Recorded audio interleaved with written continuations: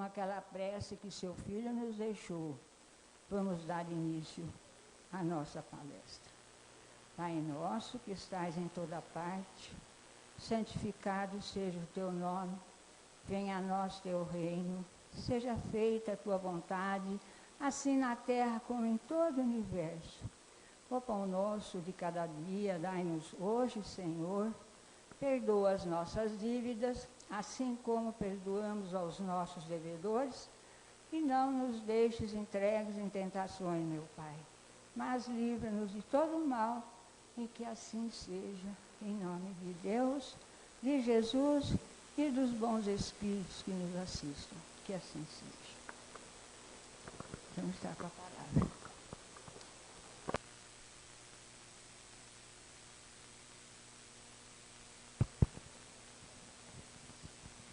Boa noite a todos. Que nós possamos estar todos aqui envolvidos pela paz de nosso Divino Mestre, conectados ao seu Espírito, abrindo os nossos corações para receber as sementes divinas do Evangelho, albergá-las em nosso íntimo, cultivá-las para que venha a florescer e a frutificar os frutos da paz e da harmonia. É sempre uma grande alegria nos reunirmos enquanto irmãos e irmãs cristãos, buscando refletir sobre o Evangelho, sobre o Cristo.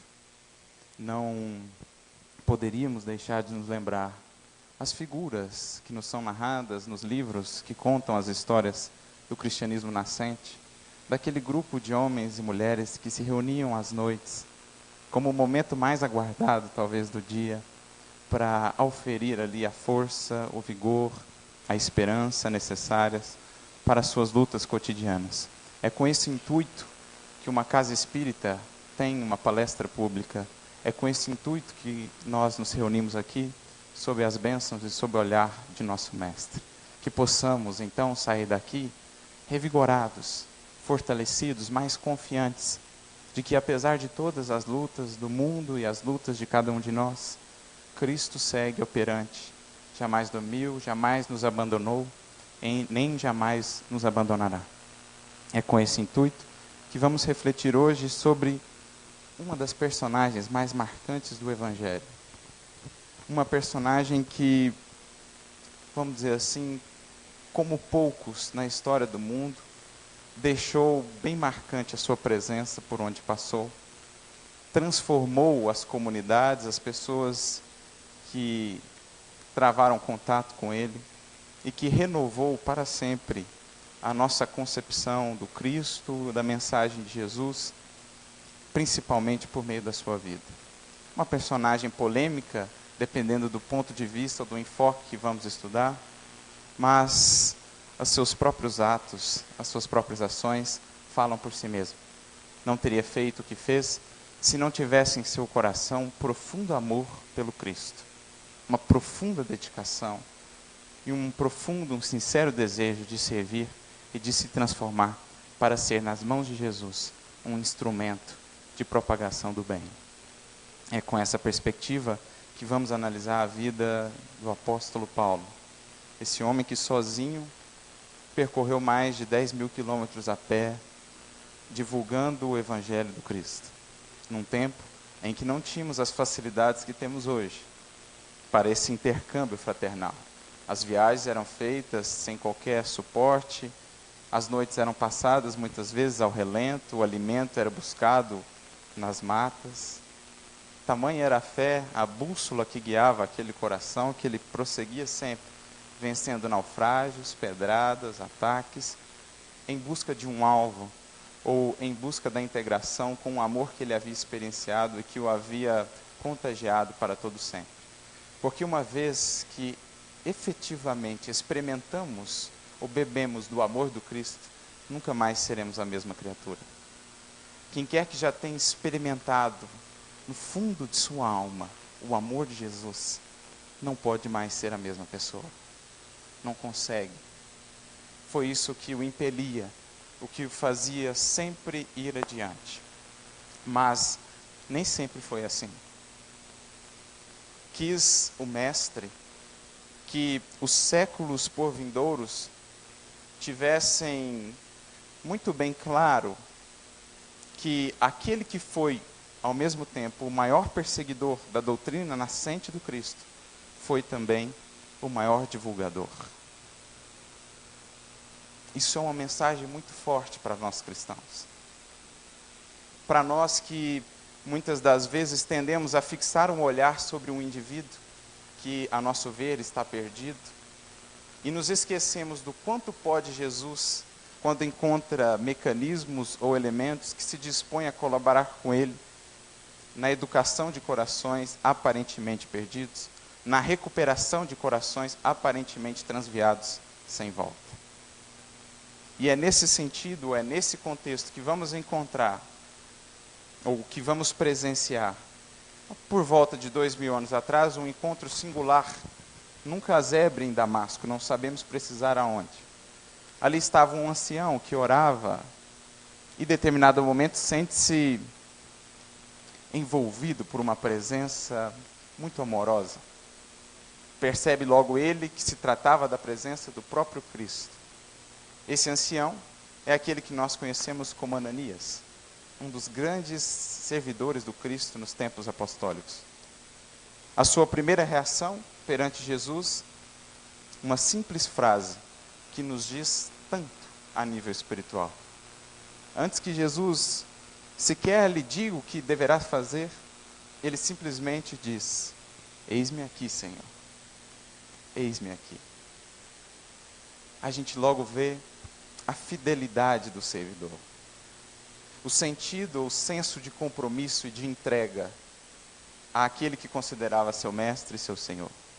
Não pergunta qual é a tarefa, diz simplesmente: eis-me aqui, Senhor. Quantos de nós, perante a vida, tem tido essa disposição? Diante de uma situação que nos aparece, que nos surge, ao invés de reclamar, ao invés de nos, vamos dizer assim, de blasfemarmos, de nos revoltarmos, quantos de nós tem tido essa postura de aceitação com aquilo que a vida nos traz, sempre como recurso de aprendizado? Porque se uma experiência nos chega, traz implicitamente, ou mesmo explicitamente, alguma lição, algum aprendizado. Mas, muitas das vezes, já estamos com a mente tão condicionada a enxergar apenas os aspectos negativos de cada situação, que não conseguimos perceber a oportunidade que nos é fornecida pelo alto. Mas esse grande servidor, então ouve do seu mestre, que ele deveria se dirigir à rua direita, buscar a casa, uma hospedaria de Judas, porque ali ele haveria de encontrar um tal de Saulo, habitante de Tarso, que orava e que aguardava a sua visita. Marcante isso. Ananias dirá a ele: mas não é esse aquele que nos persegue? Questionamento de quem ainda tinha lá os seus momentos de dúvida. Tem certeza, mestre? Pelo que eu soube, é esse que viria me matar. Tem certeza que é a ele que devo visitar? E então Jesus lhe diz: vai, porque esse é um vaso escolhido para levar o meu nome diante de reis, gentios e dos filhos de Israel. Queria Jesus que aquele indivíduo se tornasse o maior divulgador da sua mensagem, o grande universalizador da sua mensagem no mundo de então. Nos mostrando a nós outros, os cristãos de hoje, que nunca é tarde demais para qualquer criatura que enxerguemos no caminho.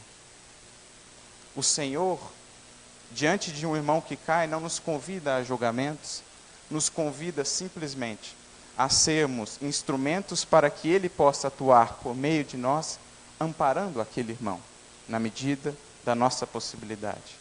E foi assim que iniciava o processo de transformação daquele que era o grande verdugo dos cristãos, no grande apóstolo dos gentios.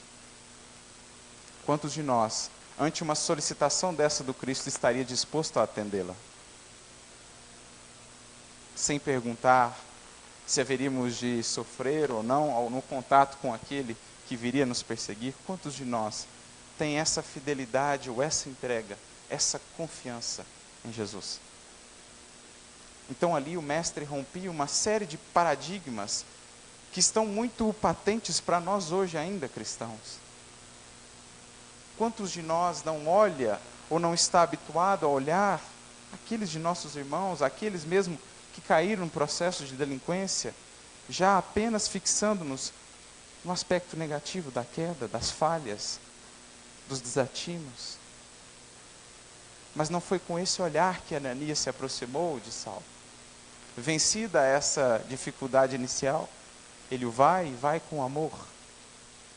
Entrega-se à inspiração do Cristo, porque sabe que se Jesus nos convida ou nos aproxima de alguém, é para auxiliar e nunca para atrapalhar, para julgar, para menoscabar, para menosprezar. Então ficou esse marco para nós cristãos, para todos os séculos por vindouros. Não julguemos a quem quer que seja. Mesmo daquele indivíduo que a nosso olhar pareça no fundo do abismo, o Senhor pode tirar um grande trabalhador, um grande emissário do bem, desde que nos disponhamos a ser seus instrumentos de auxílio. Essa é a primeira mensagem que Paulo passa a cada um de nós. Mensagem implícita, poucas vezes vista, mas que é preciso que atentemos. Jesus, diante do irmão que cai, nos convida a alimentar a boa parte dele, porque Jesus nos ensina que a vida converterá o mal em detritos. O mal tem sempre aspecto temporário. Apenas o que aquele indivíduo já conquistou de bom, de virtude, haverá de perpetuar-se. E é isso que somos convidados a alimentar. É essa a nossa tarefa. Mas então, ele vai, se dirige à hospedaria, recupera a visão de Saulo, e Saulo, ali em diante, faz uma promessa. Aqueles olhos, ou aquela visão ali recuperada, estaria agora para sempre a serviço do bem, a serviço de Jesus. E assim foi. Por 30 anos de luta intensa, principalmente dentro de si, porque muito maiores do que os combates vivenciados por Paulo fora de si, foram aqueles que ele travou por dentro. O combate contra os remorsos, contra as culpas, contra o orgulho, contra o egoísmo, contra a inveja, tudo isso ele travou. O bom combate do qual saiu vencedor. Por 30 anos de trabalho ininterrupto, levou essa mensagem, levou a água pura do Evangelho do Cristo a tantos e tantos corações, consolou a tantos e tantos indivíduos, que a sua marca ficou impressa pelos séculos em muitas e muitas vidas. Quando foi escrever o livro Paulo e Estevão, Emmanuel chega a narrar a Chico, que assim que, vamos dizer assim, emitiu o propósito de iniciar a escrita da obra, e isso naturalmente se espalhou por toda a espiritualidade superior, logo foi buscado por inúmeros companheiros e companheiras que queriam lhe narrar as experiências que haviam tido com o apóstolo Paulo, que queriam lhe narrar o quanto eram gratos a ele por tudo que ele lhes havia feito. Disse ele então a Chico: Chico, se eu fosse colocar nessa obra tudo o que eu tenho recebido de testemunhos, creio que ela não chegaria a termo. Creio que não caberia em um livro. Veja que exemplo de renovação e transformação a partir desse encontro profundo e sincero com Cristo. Outrora verdugo, outrora temido, outrora o terror de muitos e muitos corações e famílias, depois amado, depois a gratidão, depois o reconhecimento por tanto esforço. Mas a nossa proposta em refletirmos sobre esse apelido, ou essa alcunha que Jesus lhe deu, ela inicia por a reflexão em torno da palavra escolhido. Porque muitos de nós, talvez, ao ler essa palavra, tente ou tenda a pensar que Paulo, de alguma forma, foi um ser privilegiado. Essa tem sido a nossa visão ao longo dos séculos, na nossa relação com aqueles ditos santos e santas. Como se fossem uma espécie de indivíduos muito distantes de nós, muito distantes das nossas fraquezas humanas, e que por um certo processo especial, quase que miraculoso, alcançaram aquele estado de glória espiritual, de grandeza espiritual. Mas isso nasce da incompreensão, muitas das vezes, desse termo escolhido, quando nos referimos ao Paulo. Porque poderia o Senhor, suma justiça, suma bondade, suma misericórdia, estabelecer privilégios a alguns de seus filhos em detrimento de outros? Naturalmente que nós precisamos entender esse termo escolhido por uma outra perspectiva. Escolhido no sentido de que somos aqueles que nos escolhemos ou escolhemos novos caminhos a partir das nossas propostas de vida. Não é Deus que nos escolhe, mas nós que, uma vez escolhendo um caminho reto, em harmonia com as leis divinas, nos tornamos instrumentos dele para a ação no mundo. E nesse sentido, não só Paulo, como todos aqueles que se dispuserem a laborar no bem, poderão ser também vasos escolhidos. Vasos que transportarão para os seus irmãos de caminhada o amor divino, as bênçãos divinas, a felicidade, a alegria, a paz. Então não é uma escolha de lá para cá, é uma escolha da criatura que encontra consonância no apoio divino, que apoia a todos que se dedicam ao bem, que ampara a todos que se propõem à renovação. Porque penso, e isso tenho falado repetidas vezes em nossas reflexões, que um dos maiores benefícios da doutrina espírita foi justamente reaproximar aquelas figuras do cristianismo nascente de cada um de nós. Criaturas que antes estavam muito longe, em céus por nós inalcançáveis, em regiões espirituais inabordáveis, mas que, com esse arcabouço de informações que a doutrina espírita nos traz, através da obra de Emmanuel, Humberto de Campos e tantos outros, nós passamos a compreender que eram também tão humanos quanto nós outros. Paulo, um deles. Pedro, outro. Madalena, outra. E assim sucessivamente, se pegássemos quase todos aqueles primeiros grandes nomes do cristianismo nascente. E obviamente que uma obra como Paulo e Estevão desce à terra com todo um planejamento da esfera espiritual superior, com algum propósito nesse sentido. No próprio prefácio, Emmanuel vai nos dizer quais são os dois propósitos para que uma obra como essa, de tamanha riqueza, de tamanha profundidade espiritual, que nós ainda estamos começando a compreender, pudesse se materializar na Terra. Dirá ele, no prefácio, o primeiro propósito se refere a uma falsa compreensão do cristianismo que foi sendo adotado ao longo dos séculos. Um cristianismo pautado nos aspectos exteriores, no ritualismo, etc., nas facilidades, um cristianismo muito próximo dos interesses terrenos, políticos, e muitas vezes desconectados daquele espírito de sacrifício, renúncia, dedicação e trabalho, que é o cristianismo puro, o cristianismo nascente. Esse é o primeiro motivo. Mas o segundo, e é o que nos diz respeito mais patentemente aqui agora, Emmanuel queria lembrar, por meio da vida daquele homem, daquele indivíduo, o quanto compete a cada um de nós também, em termos de renovação espiritual, para que venhamos a ser vasos escolhidos, ou vasos que haverão de transportar o amor divino para o mundo, que tanto carece dele. Esse amor que sacia as criaturas, esse amor que traz alegria de viver às criaturas, e que tem sido relegado a segundo plano. Quantas criaturas não caminham pelo deserto da vida sedentas, buscando saciar a sede nas mais diversas fontes que encontramos aqui na matéria transitória, buscando saciar essa sede na fonte do poder, do sexo desregrado, dos bens terrenos, da fama, de todas as maneiras, mas como nos diria o Mestre, quem bebe dessa água só mais sede terá. Agora, quem encontra essa água do amor divino, esse encontrou a saciedade plena. E é esse amor que somos convidados a transportar no vaso de nossos corações, desde que ele se faça apto para tal. E o prefácio do livro Paulo e Estevão vai falar justamente nesse sentido.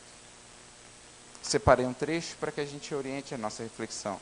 Emmanuel vai dizer assim: certo é que o inovidável tecelão trazia o seu ministério divino. Certamente Paulo tinha a sua tarefa. Não duvidamos disso. Certamente houve um planejamento, como nós aprendemos naturalmente com a doutrina dos Espíritos. Planejamento que estava até certo ponto sujeito ao seu livre-arbítrio. Mas, prossegue Emmanuel, quem estará no mundo sem o ministério de Deus? Porque projetamos em Paulo o escolhido, o missionário, mas qual de nós aqui não é convidado a ser missionário no campo de ação em que atua? Qual de nós aqui não é convidado a ser missionário do bem e do amor no lar? Qual de nós aqui não é convidado a ser um missionário de Deus na profissão em que realiza, fazendo-a com honestidade, dignidade, sincero desejo de servir? É porque nós associamos o título de missionário apenas às glórias e ao louvor. Mas não percebemos quantos missionários anônimos deixam a terra todos os dias. Missionários que foram conhecidos às vezes por poucas criaturas, sua família e a comunidade em que viveram, mas missionários, porque cumpriram o que se propuseram a fazer aqui na terra. Nesse sentido, o que Emmanuel está nos dizendo, portanto, é que missionários não são apenas aqueles cujos nomes figuram nos livros de história. Missionários são aqueles que bem cumprem a vontade de Deus, aonde Deus lhes colocou. Missionários são aqueles que florescem onde foram plantados por Deus. Porque, em geral, a gente quer florescer nas regiões de destaque. Poucos querem florescer no pântano. Poucos querem florescer na gruta. Poucos querem florescer no lado obscuro, não visto pelo mundo. A grande maioria de nós ainda associa, até no campo espiritual, a questão de ser missionário aos aplausos e aos louvores. Por isso nós projetamos os santos, aqueles que estão lá em cima, porque suas histórias foram conhecidas. Mas e quantos santos desencarnam anonimamente na terra diariamente? Santos no sentido de espíritos que santificaram o sentimento, isto é, que associaram o sentimento ao sentimento divino, que associaram o pensamento ao pensamento divino. Essa é a ideia de santo, que foi tão transformada ao longo dos séculos. A palavra santo, que vem do hebraico kadosh, que significa, ou que deriva do verbo separar ou consagrar. Kadosh, ou santo, era aquele consagrado a Deus, consagrado ao serviço divino. Por isso os primeiros cristãos eram chamados de santos nas cartas de Paulo, porque consagravam o seu existir a bem cumprir a vontade de Deus, a semear o amor e o bem. Isso é um santo. Não é um título honorífico exterior. É um coração integrado à vontade divina. Então, qual de nós não terá esse ministério? A questão é, quantos de nós escolhe seguir esse ministério? Porque aí está a questão da escolha. Poderíamos dizer, parafraseando a frase de Jesus, todos são chamados, não seriam muitos, todos são chamados ao bem, ao amor. A questão é, quantos escolhem esse caminho? Esses serão os escolhidos. Porque quem escolhe o bem é pelo bem escolhido, para ser um instrumento de divulgação desse bem. Quem escolhe servir a Deus é por Deus escolhido para ser um instrumento de atuação do Criador, aonde quer que se encontre. Porque Deus age no mundo, mas age por meio de suas criaturas, aquelas que se abriram à sua influenciação positiva. É mais ou menos como se Deus estivesse buscando inspirar a cada um de nós na atuação do bem. Capta essa inspiração aqueles que já se sintonizaram com essa faixa. Como está lá na parábola do samaritano, do bom samaritano. Diz o texto, aquele bom samaritano foi movido de íntima compaixão. Foi movido. É interessante que está na passiva, ou seja, tem um sujeito oculto ali. Quem é esse sujeito oculto? Que move o coração das criaturas à compaixão, ao bem, ao amor. Deus. É Deus que espraia por todo o universo, por meio do fluido cósmico universal, as ondas do seu amor, assim como ondas de rádio, as ondas do seu amor, da compaixão, da bondade. Aqueles que se elevam a essa sintonia captam e são movidos por essas ondas. Isso é escolher ou tornar-se escolhido. Mas dirá Emmanuel, prosseguindo na reflexão, muita gente dirá que desconhece a própria tarefa, que é insciente a tal respeito. A maioria alega desconhecimento. Não sei o que Jesus quer de mim. Mas nós poderemos responder que, além da ignorância, há desatenção e muito capricho pernicioso. Forte isso.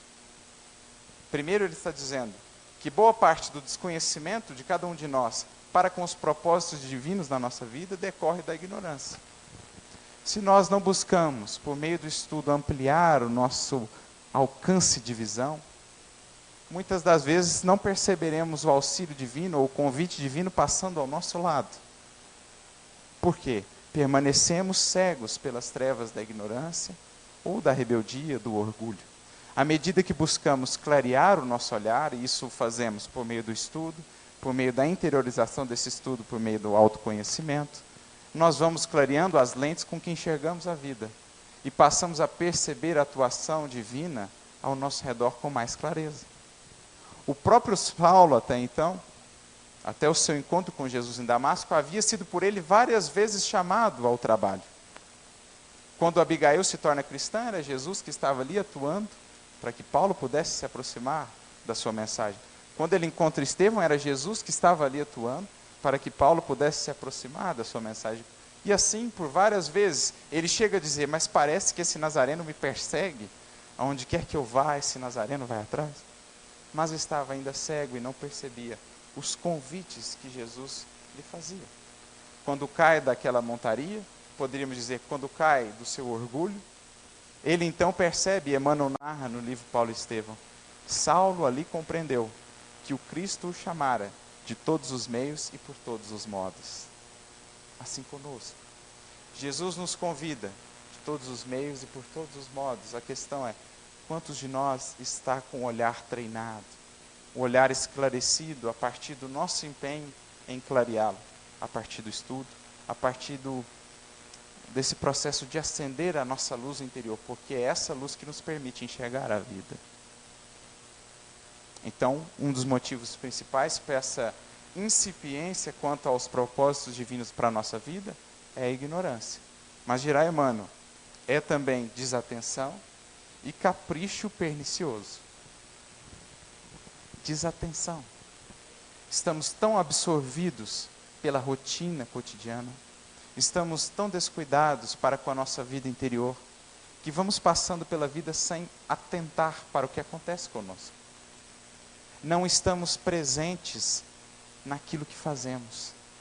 A grande maioria de nós ou vive no futuro ou vive no passado. Raríssimos são aqueles, como os budistas ensinam, que vivem no presente. Porque só quem vive no aqui e no agora vivencia de fato a experiência e aprende ou absorve o que ela tem a nos trazer. A grande maioria de nós está fazendo algo aqui já pensando no que vai acontecer amanhã ou depois, e portanto não vive a experiência, não está atento para o que está acontecendo ao seu redor. Sobretudo no mundo da pós-modernidade, esse mundo tão veloz, na definição de Zygmunt Bauman, o sociólogo que desencarnou recentemente, um mundo líquido, em que tudo está fluindo, tudo está escoando, a maioria de nós não percebe ou não encontra elementos para atentar para o que acontece ao nosso redor.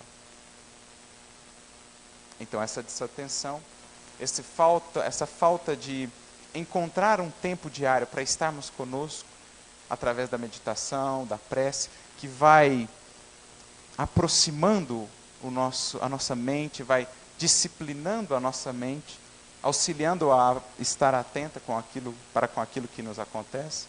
Quantos de nós têm feito isso? Além disso, dirá Emmanuel, o terceiro motivo, há muito de capricho pernicioso. Isto é, definimos que queremos esse caminho, e não importa o que aconteça, vamos tentar seguir esse caminho. Mesmo que Jesus nos convide a trilhar outro, nós colocamos na cabeça que é esse caminho. Esse é o capricho. A vida está me falando para seguir por outro caminho, tentar outra porta, mas eu estou tentando, batendo na mesma porta. Tem 10 portas abertas, eu estou batendo na mesma porta que está fechada. Porque o compromisso de Jesus não é nos levar aonde a gente quer, mas aonde a gente precisa estar. O compromisso de Jesus é nos levar a experiências de que carecemos e não as experiências que apenas desejamos experienciar. Por isso, quando ele aparece novamente para Pedro, isso está na música, na bonita música de Tim e Vanessa, ele diz para Pedro: crê, Pedro, te levarei aonde não queiras ir. Porque é isso. Aonde você não quer ir é justamente onde você precisa estar na maioria das vezes. Porque é ali, onde você não queria ir, que você vai encontrar, ou se encontrar aspectos da sua personalidade que você não queria olhar. Ou trabalhar aspectos da sua personalidade que você não queria trabalhar. Jesus nos leva a experienciar aquelas experiências que vão mexer conosco, que vão trabalhar os pontos que nós relegamos a segundo plano, os pontos que não queremos olhar dentro de nós. É para lá que ele vai nos levar. A gente vai temer, mas a questão é, eu confio nele como guia e condutor? Porque quem é mais sábio, eu ou ele? Quando nos aproximamos do Evangelho, queremos que Cristo nos sirva ou queremos servir a Ele? Isso é uma questão importante para a gente refletir. Porque isso está mais presente do que a gente imagina na nossa vida. Quantas das vezes nós não teimamos em seguir um caminho, quando a própria vida, o próprio Cristo conversa conosco a partir da vida, dos amigos e das circunstâncias, nos dizendo que devemos, no momento pelo menos, trilhar outros caminhos. Então é preciso estar muito atento, é preciso estar muito conectado consigo mesmo para perceber essas nuances da vida, para perceber como Deus conversa conosco de maneira muito silenciosa. É preciso fazer muito silêncio interior para ouvir a voz de Deus, a nos guiar, caminho afora, existência afora. Mas então Emmanuel prossegue. Os mais exigentes advertirão que Paulo recebeu um apelo direto. Isso é o que a grande maioria fala, mas Paulo viu Jesus diretamente. Paulo viu Jesus diante dos seus olhos. Eu não vi. Mas será que aquele encontro foi realmente um encontro físico ou foi algo muito mais profundo? Será que a gente precisa realmente ver Jesus fisicamente para ter um encontro real com Ele? Fica a questão. Na verdade, todos os homens menos rudes têm a sua convocação pessoal ao serviço do Cristo. Ele está dizendo que todos, os menos rudes, isto é, aqueles que já têm um pouquinho de consciência de si mesmos, dos seus deveres, recebem uma convocação ao serviço com Cristo. As formas podem variar, mas a essência, o apelo é sempre a mesma. O convite ao ministério chega às vezes de maneira sutil, inesperadamente. A maioria, porém, resiste ao chamado generoso do Senhor. Porque, em geral, o convite de Jesus se manifesta como uma experiência que vai nos tirar da zona de conforto. E a grande maioria de nós resiste a esse convite. Através de um companheiro que vai trabalhar a nossa paciência, logo buscamos o afastamento, se nos é possível. Através de uma enfermidade que vai trabalhar a nossa humildade e a resignação, logo nos revoltamos diante da experiência que poderia ser um caminho renovador. Através das desilusões, que nada mais são do que a visita da verdade, nos convidando a novos caminhos, a maioria de nós nos revolta. Por quê? Estamos muito fixos no aspecto negativo das experiências, sem atentar para o lado positivo que todas elas trazem. Então a grande maioria de nós recusa o convite, o chamado de Jesus, temendo deixar a zona de conforto, temendo sofrer, temendo o trabalho, temendo encarar-se a si mesmo, porque não é possível trabalhar com Cristo sem fazer esse processo de autoencontro, sem deixar zonas de conforto diariamente, porque com Jesus não tem rotina, com Jesus é novidade todo dia. Por mais que as experiências pareçam as mesmas, com Jesus é sempre algo novo, porque estamos sempre saindo ou deixando para trás zonas de acomodação do nosso espírito. Ora, Jesus não é um mestre de violências. E se a figura de Paulo avulta muito aos nossos olhos, é que ele ouviu, negou-se a si mesmo, arrependeu-se, tomou a cruz e seguiu Cristo até o fim de suas tarefas. É bonita essa expressão. Jesus não é um mestre de violências, porque nem mesmo por amor, Jesus pode te constranger a segui-lo. Ele apresenta a proposta, ele faz o convite, mas que fique claro, é um convite. Por isso ele dirá, se alguém quiser vir após mim. Quem aceita o convite, então se submete às disciplinas, ou se torna discípulo de Jesus. E é tornando-nos discípulos de Jesus e não apenas admirando ao Mestre, que haveremos de alcançar a paz e a serenidade por nós tão desejada. Não é apenas exaltando ou nos emocionando perante os ensinos de Jesus, mas é tomando o caminho com Ele. Isso é se tornar discípulo. E se Paulo avulta muito aos nossos olhos, parece essa figura grandiosa, é porque ele ouviu o convite e entrou na senda de transformação com Jesus. Essa é a ideia que todos nós precisamos estar atentos. Foi muito mais adiante ele vai dizer, foi muito mais que um predestinado. Foi um realizador que trabalhou diariamente para a luz. Então aqui cai por terra a ideia de escolhido como predestinado. Foi um trabalhador que trabalhou diariamente para a luz. Porque poucos de nós, ao meditar sobre a vida desses grandes homens e mulheres, pensa no dia a dia deles. No dia a dia, no cotidiano. A gente só vê os resultados finais, o fim da vida, a glorificação, quando tudo deu certo. Poucos de nós meditam em Saulo levantando todos os dias naquele deserto, fazendo tapete sem saber o que seria do seu futuro, lidando ali com remorso, com a culpa, convivendo com indivíduos que haviam tido a família destruída por conta dele. Poucos de nós pensam nesse Saulo do dia a dia. A gente esquece que eles também viviam o dia a dia, porque a gente lê o livro e esquece do dia a dia. E a gente não consegue fazer a ponte com o nosso dia a dia. A gente acha que tudo aquilo lá foram saltos que eles deram, mas a gente esquece. Quantas vezes Pedro, por exemplo, caiu novamente? Mesmo depois da crucificação, quantas vezes, trabalhando na casa do caminho, ele não se revoltava, se cansava. Já chega por hoje, não quero atender mais ninguém. E então batia um peregrino na porta, ele abria, já chega, já falei, acabou por hoje. E então ele olhava aquele peregrino, olhava para suas mãos, reconhecia ali as marcas do cravo, e esse peregrino dizia a ele apenas, Pedro, Pedro, eu pedi apenas que apacentasse as minhas ovelhas. Ele então caía em lágrimas, quando olhava o peregrino não mais estava ali.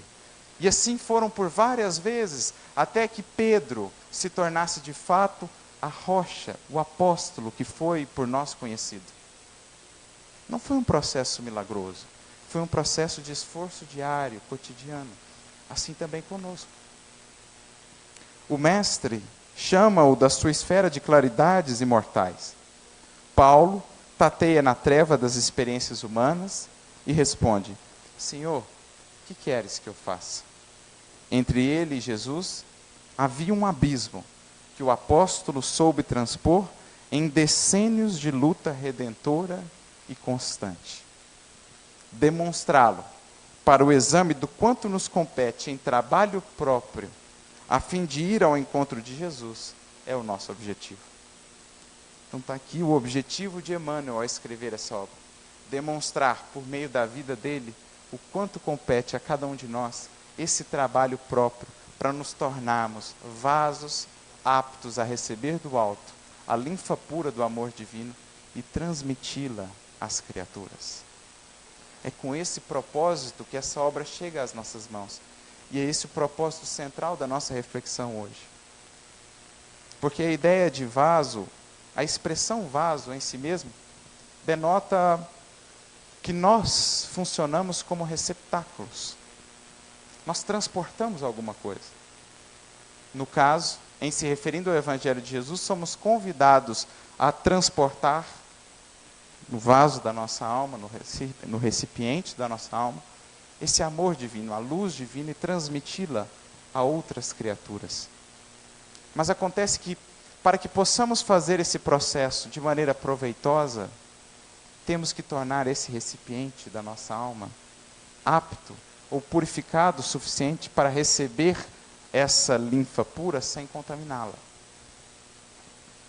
Porque diariamente, para todas as criaturas, verte constantemente o amor de Deus, a revelação divina, a inspiração do alto. Acontece que, na grande maioria dos casos, por conta das imperfeições, das sujidades que ainda trazemos por dentro, essa água pura que desce do alto, ao entrar em contato com o recipiente da nossa alma, se contamina. E deixa de ter ou perde as suas propriedades características. Então, o nosso grande trabalho, que foi o trabalho de Paulo, entendendo já que todos somos vasos e que todos podemos ser escolhidos, é purificar o nosso vaso interior para receber a mensagem do Cristo e transmiti-la com a menor contaminação possível. Esse é o nosso grande papel.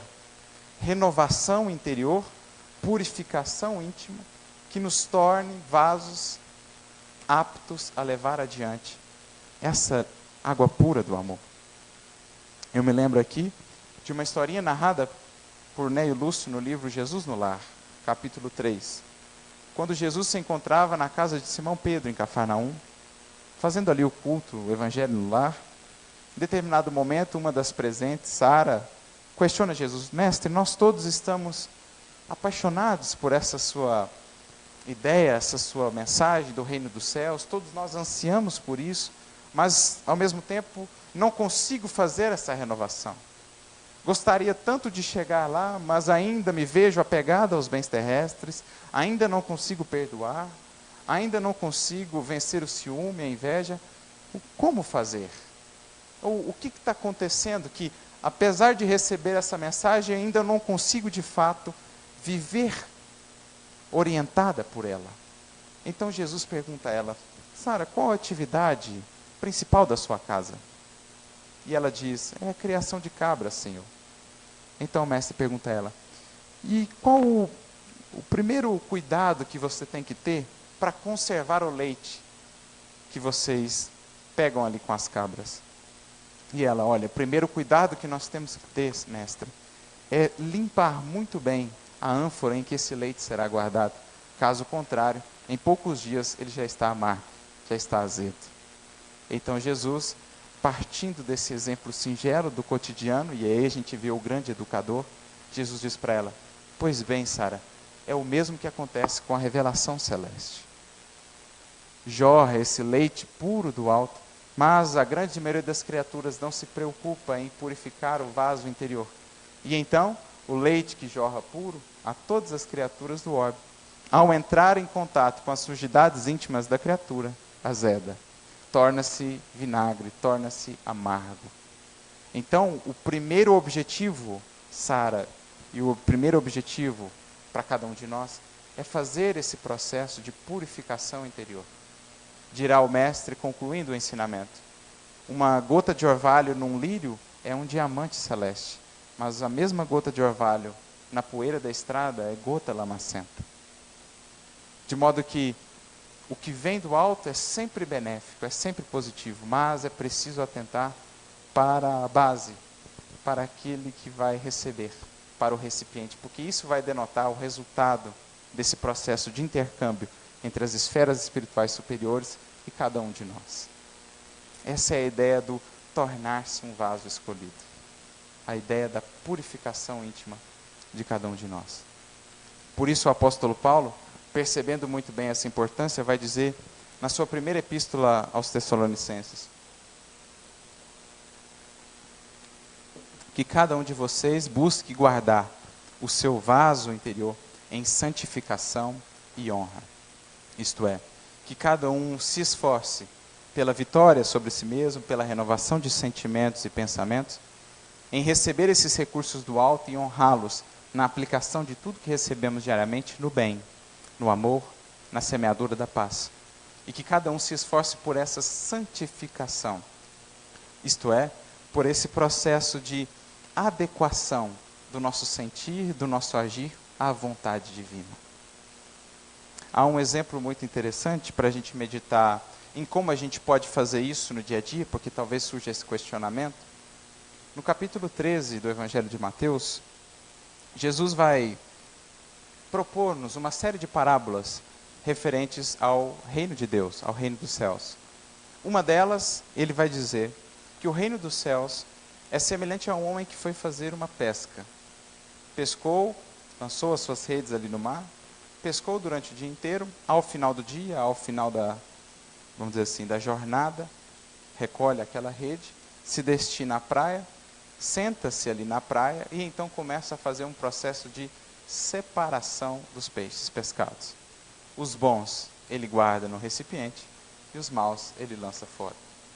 Atentando para o símbolo, poderíamos dizer, diariamente todos nós entramos no barquinho, nosso corpo, vamos ao mar da vida e lançamos as redes para pescar os valores evolutivos. Pescamos todo gênero de peixes, como diz a parábola. Ideias, pensamentos, sentimentos, emoções, bons e ruins. Acontece que quantos de nós, como está na parábola, faz o processo do final da jornada, de trazer todos aqueles peixes para a praia e fazer ali a devida separação? Quantos de nós reservam um tempo diário para deixar a agitação do mar, da vida, buscar a praia ou a estabilidade da prece e da meditação, assentarmos e fazermos essa separação? De que tipo de pensamentos nós pescamos hoje no mar da vida? Que tipo de emoções nós trouxemos hoje na nossa pesca? Que tipo de sentimentos? Que tipo de pensamentos? E a grande maioria de nós, em não fazendo isso, cultiva dentro ou no recipiente da nossa alma, de sua alma, esses peixes deteriorados que naturalmente vão resultar em algo doloroso ou consequências prejudiciais para aquele que cultiva alimento estragado. Então é essa a ideia da purificação diária, o esforço diário, para atentarmos que tipo de líquidos, vamos assim dizer, usando a analogia, nós temos transportado em nossa alma. O que nós temos transportado na alma? É o vinagre da crítica? É o vinagre da maledicência? É o vinagre da inveja? É o vinagre do ciúme? Ou nós já temos transportado a água pura do amor, a água pura da bondade, da humildade, da compreensão? Porque comentando aquele versículo, de que cada um deve manter o vaso em santificação e honra, Emmanuel irá nos dizer que nós todos somos como vasos utilizados pelas forças da vida, forças positivas ou forças negativas. A força do ódio, a força da mágoa, a força da ira, a força da agressividade, ou a força do perdão, a força do bem, a força da bondade.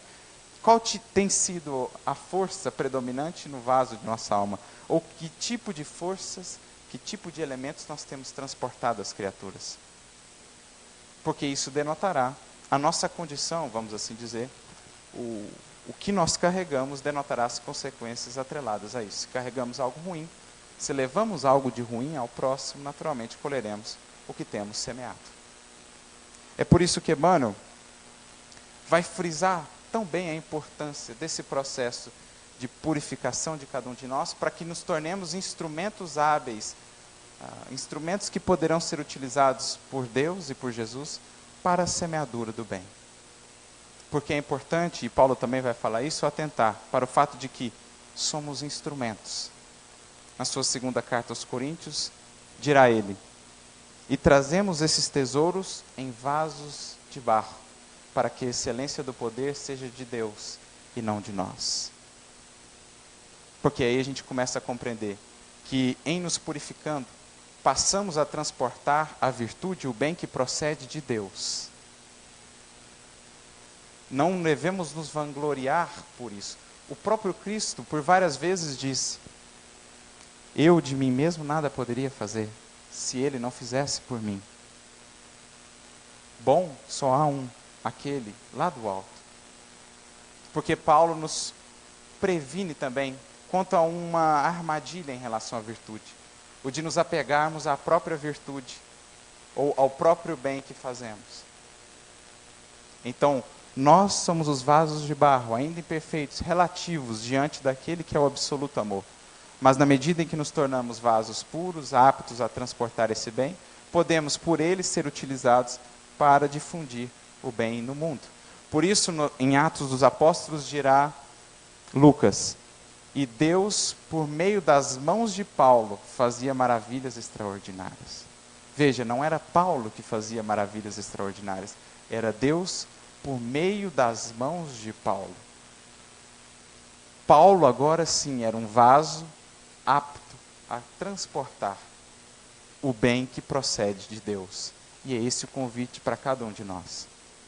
Quanto mais nos esforçamos por fazer esse processo interior, por vivenciar de fato o amor, por exercitar, ainda que não consigamos hoje, pelo menos esforçarmos por perdoar, por desenvolver a humildade, isso é o processo de purificação, poderemos ser esses instrumentos do alto, na manutenção e na semeadura do bem no mundo. Em uma mensagem muito bonita, no livro Caminho, Verdade e Vida, capítulo 74, intitulada Mãos Limpas, Emmanuel vai dizer, comentando esse versículo que agora citamos: e Deus, pelas mãos de Paulo, fazia maravilhas extraordinárias. Emmanuel vai dizer assim: o Evangelho não nos diz que Paulo de Tarso fazia maravilhas, mas que Deus operava maravilhas extraordinárias por intermédio das mãos dele. Isto é, somos sempre canais. E em desenvolvendo os nossos potenciais divinos, deveremos estar atentos quanto a isso. O apego à virtude, ou a vaidade decorrente da própria virtude. Há um caso clássico, Francisco de Assis. Certa feita, estava muito incomodado com os rumos que a ordem tomava. Novos componentes da ordem começavam a desviá-lo do seu propósito original, de simplicidade, de vivência plena do Evangelho. E ele ficou muito triste, abatido com aquilo. Ele que havia feito um voto de pobreza, de tudo abandonar. Sua única posse era o seu hábito, talvez. Então ele busca aconselhar-se com Clara, a irmã Clara, sua querida companheira. E então ela lhe diz: já sei porque você está triste, Francisco. Você ainda não destituiu-se de todas as posses. Mas como? Eu não tenho nada. Não, você ainda está apegado a alguma coisa. Você ainda está apegado à ordem. Você ainda acha que a ordem é sua, Francisco. Que a ordem dos franciscanos é a ordem de Francisco de Assis. Então ele percebe que havia se apegado ao próprio bem realizado. E então rompe com o último liame de apego e de vaidade. Deixa a ordem tomar os caminhos que Deus bem entendia para a ordem. Ali ele rompe com essa que é uma armadilha que todos devemos estar atentos. O apego ao bem que fazemos, ou a vaidade que decorre disso. É o que está sendo dito aqui. Procede sempre do alto, de Deus, o bem que façamos. Podemos nos tornar instrumentos mais puros para fazê-lo, espelhos mais límpidos para refletir a glória, mas a glória é sempre do Criador. O bem que fazemos procede sempre dele. Segue Emmanuel: o Pai fará sempre o mesmo, utilizando todos os filhos que lhe apresentarem mãos limpas. Isso é vaso escolhido. O filho que apresenta a mão limpa é aquele que se tornou um vaso, ou que escolheu o caminho do bem. Muitos espíritos, mais convencionalistas que propriamente religiosos, encontram nessa notícia dos atos uma informação sobre determinados privilégios que teriam sido concedidos ao apóstolo. Antes de tudo, porém, é preciso saber que semelhante concessão não é exclusiva. A maioria dos crentes prefere fixar o Paulo santificado sem apreciar o trabalhador militante. É o que temos feito ao longo dos séculos, afastando esses homens e mulheres de nós, porque assim ficam numa esfera por nós inalcançável. Nos, vamos dizer assim, desvinculamos do trabalho a ser feito, porque não acreditamos sermos capazes de chegar até aquele patamar. Esse é o processo que nós conhecemos como idolatria.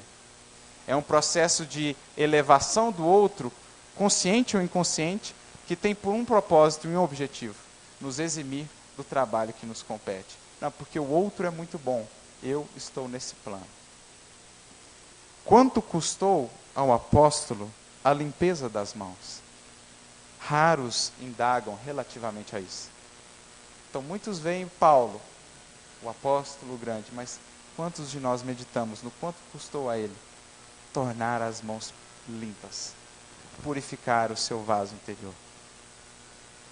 Recordemos que o amigo da gentilidade fora rabino famoso em Jerusalém, movimentara-se entre elevados encargos públicos, detivera dominadoras situações. No entanto, para que o Todo-Poderoso lhe utilizasse as mãos, sofreu todas as humilhações e dispôs-se a todos os sacrifícios pelo bem dos semelhantes. Ensinou o Evangelho sob zombarias e açoites, aflições e pedradas. Apesar de escrever luminosas epístolas, jamais abandonou o tear humilde até a velhice do corpo. Considera as particularidades do assunto e observa que Deus é sempre o mesmo Pai, que a misericórdia divina não se modificou, mas pede mãos limpas para os serviços edificantes, junto à humanidade. Tal exigência é lógica e necessária, pois o trabalho do Altíssimo deve resplandecer sobre os caminhos humanos. Então, uma mensagem que condensa tudo aquilo que intentávamos passar. A ideia de que Paulo foi sim um grande trabalhador, Paulo tinha sim a sua tarefa, mas que nós também temos a nossa, que o Criador também deseja nos utilizar como seus instrumentos divinos, mas que para isso, para que possamos sê-lo, precisamos antes dispor a purificar o receptáculo das bênçãos que vertem do alto. Que possamos proceder com esse esforço diário, tornando-nos vasos limpos, vasos puros, para levar ao mundo que tanto carece a seiva ou a água divina do amor, que descedenta os corações, que traz a esperança, a alegria de viver e, novamente, a fé de que tudo está no leme, que tudo está regido pelo infinito amor, que é o amor de nosso Mestre Jesus. Então, que Deus abençoe a todos, que possamos nos inspirar no exemplo desse grande homem, desse grande trabalhador, para que sejamos também, na nossa dimensão e na nossa medida, instrumentos de Jesus. Muito obrigado, que Deus os abençoe a todos.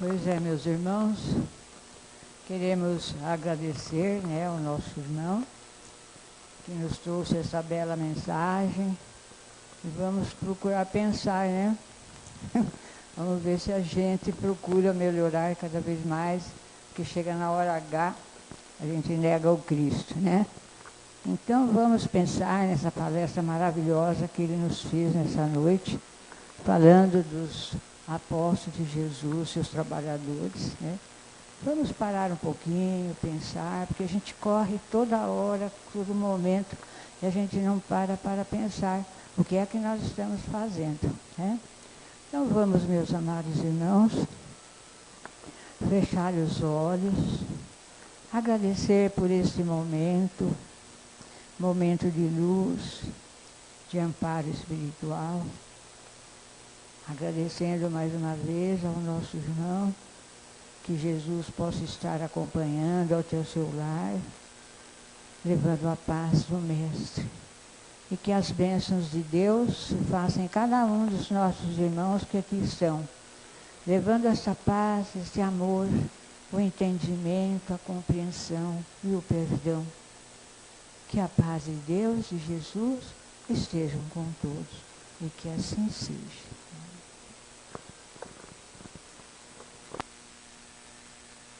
Queria pedir aos irmãos que